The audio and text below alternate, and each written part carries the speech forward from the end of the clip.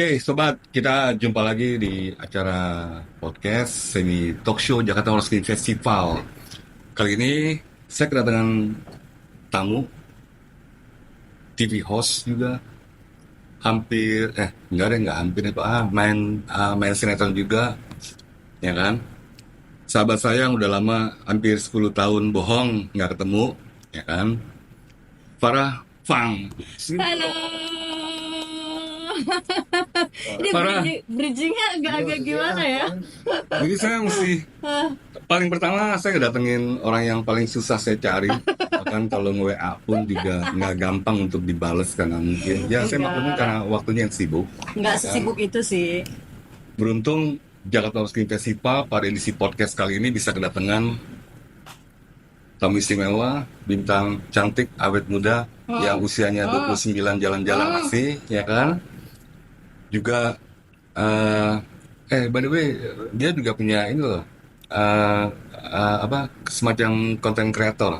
Dia sebagai content creator juga punya channel YouTube sendiri ya, kamu ya kalau nggak salah. Ada, tapi sekarang lagi vakum sih. Hukum. Karena aku lebih fokus ke dunia bisnisnya. Oh gitu.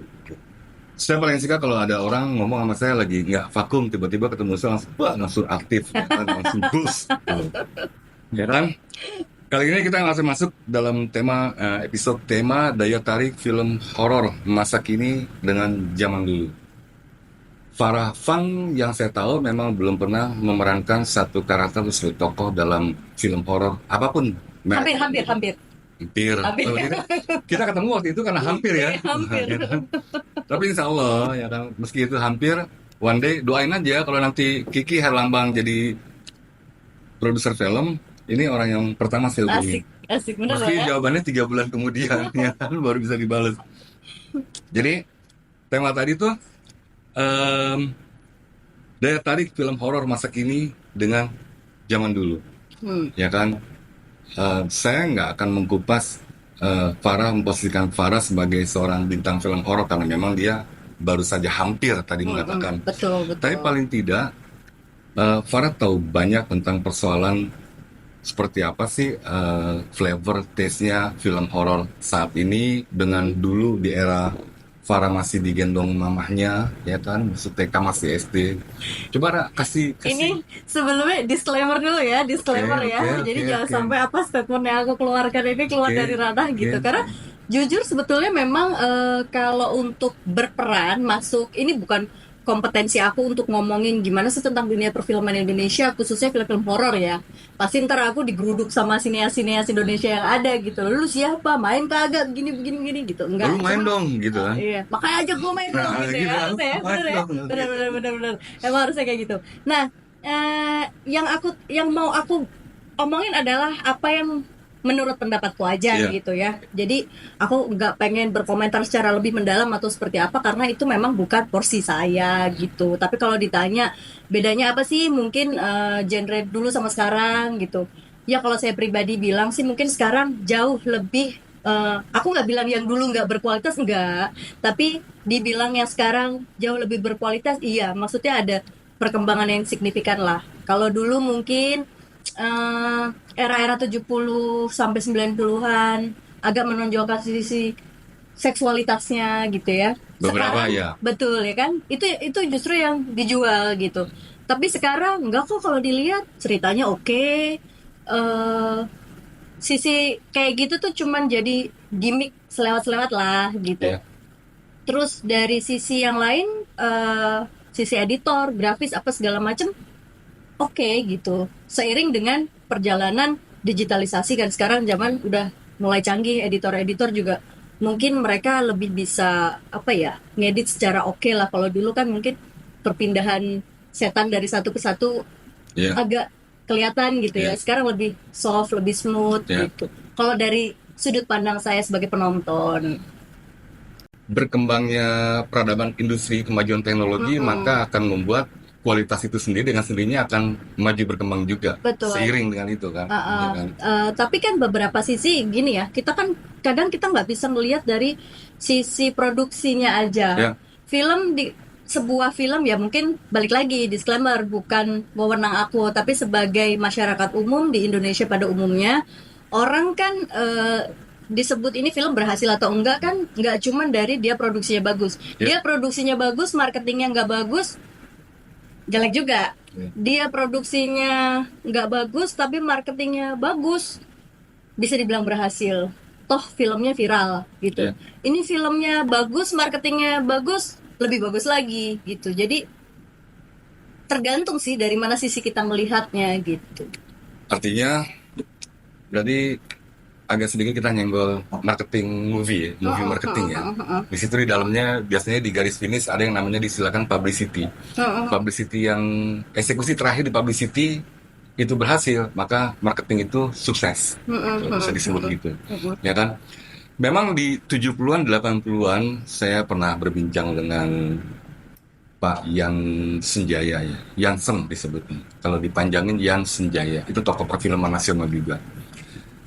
Beliau pernah mengatakan kepada saya, dulu nonton film itu ya beda-beda tipis dengan situasi sekarang.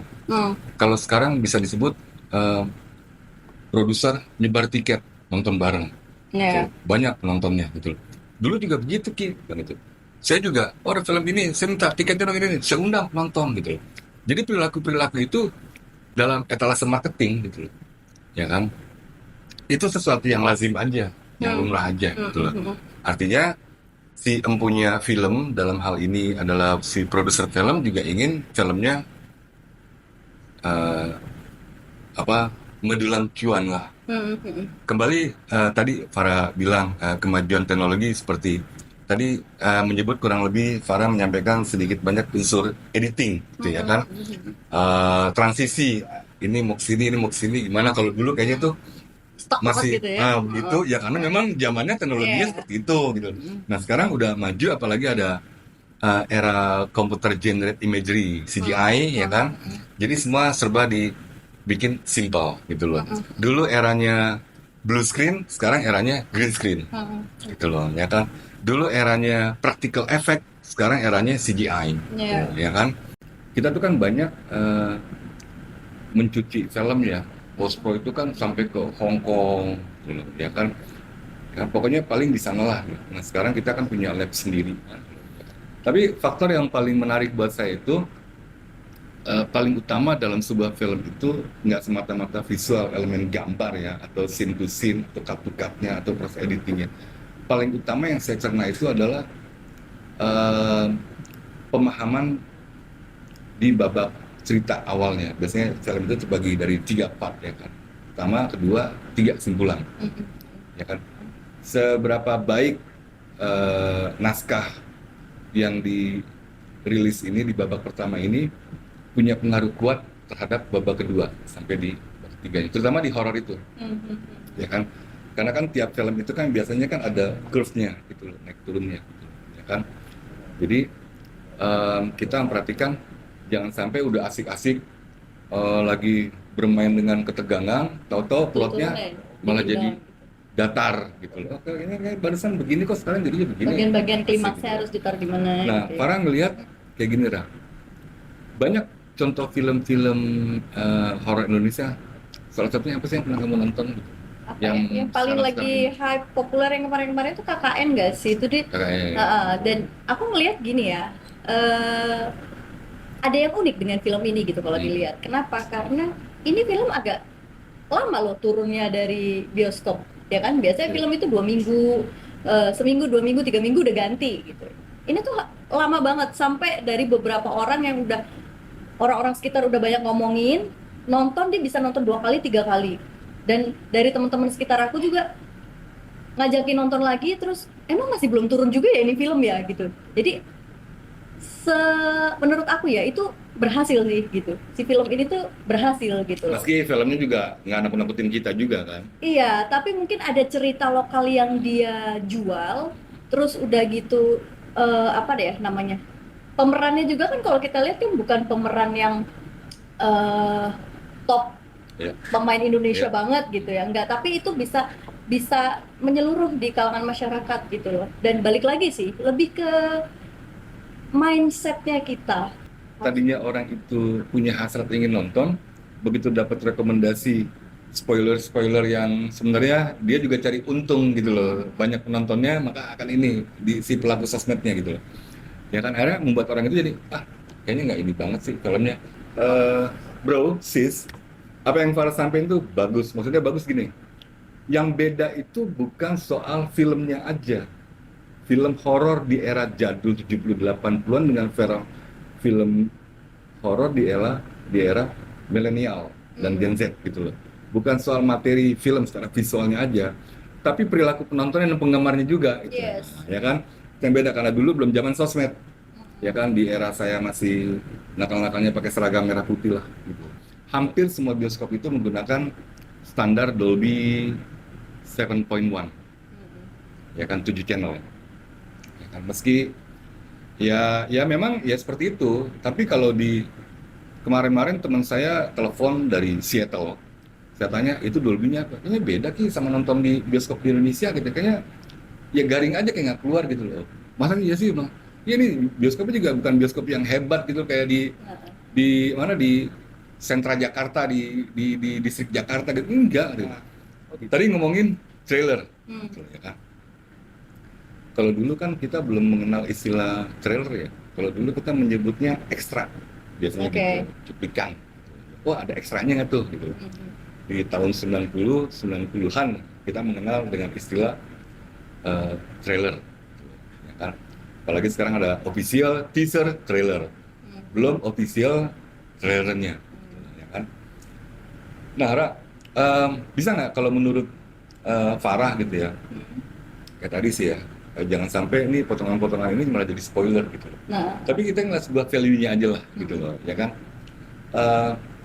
Punya nggak kamu gambaran, kamu kan juga orang broadcast ya, di balik itu kan juga ada dapur editing juga, dapur post pro juga, membuat sebuah cuplikan yang menarik tuh versi Farah lah gitu loh. Potongan trailer menarik tuh kayak apa sih yang gampangnya? Potongan-potongan yang menarik kalau banyak ke aku ya, balik lagi horor, namanya horor. Jadi yang dimunculin adalah sisi menyeramkannya. Bagian-bagian ketegangan di mana kita hampir ketemu si setannya tapi si setannya jangan dimunculin gitu loh.